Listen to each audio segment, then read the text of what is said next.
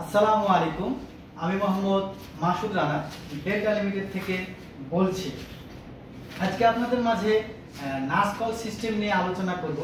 Nurse call সিস্টেমে তিনটি basic component, তার মধ্যে একটি কম্পোনেন্ট হচ্ছে বেড টার্মিনাল অথবা কল ইউনিট, যেটা পেশেন্টের হাতের কাছে থাকবে। পেশেন্ট এই লাল বাটন প্রেস করলে এই কলটি নার্স স্টেশন অথবা কন্ট্রোল বক্সে চলে যাবে। কন্ট্রোল বক্সে কলটি আসার পরে এখানে নার্স বসে থাকবে। এই নার্স পেশেন্টের সাথে কথা বলতে পারবে এবং এই ডিসপ্লেতে দেখতে পারবে যে কত নাম্বার বেডের পেশেন্ট কল করেছে সেটা ডিসপ্লেতে দেখা যাচ্ছে। এবং এটির আরেকটা কম্পোনেন্ট হচ্ছে করিডোর ডিসপ্লে। এই করিডোর ডিসপ্লেতে দেখা যাবে কত নাম্বার বেডের সাথে নার্স কথা বলতেছে।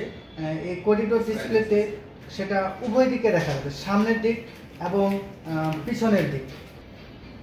দেখেন এই পিছনের দিক দিয়েও দেখা যাচ্ছে।